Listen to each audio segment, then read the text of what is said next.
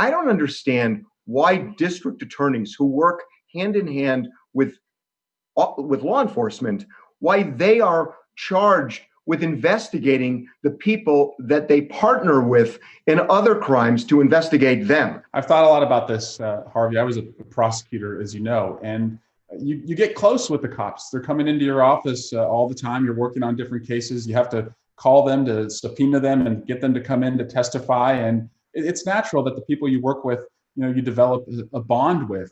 And so if they are the one who is being investigated, if there's not, at the very least, a perceived, conflict, there could be an actual conflict of interest.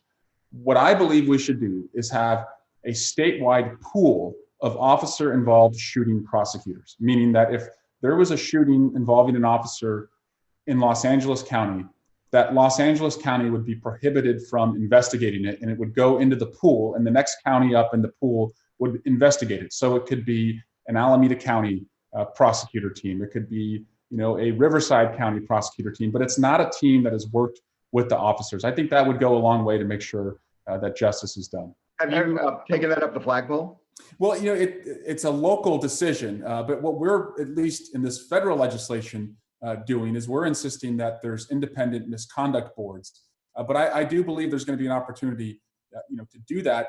The way you'd have to do it is to condition federal funding on having that in place. But I think locally that is, something that states and counties should consider doing. The time to act is now, and the country is ready.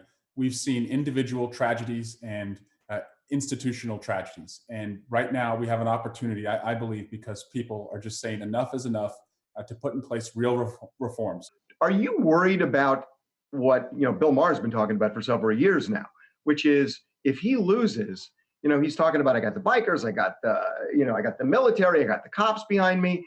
Are you worried he's not going to leave the White House voluntarily? Yes, but he's a coward. Remember, he talks a big game, but when push comes to shove, he always backs down. And that's why I think we can't make it close. If it's close, that's where he could, call on all these militia persons to come protect him at the White House, the people that go to the Kentucky Capitol or the Michigan Capitol with their assault rifles. We don't want to make it close. We have to make the results so obvious that it's easy for that Secret Service officer or military officer to say, hey, this ain't your house anymore. Get out.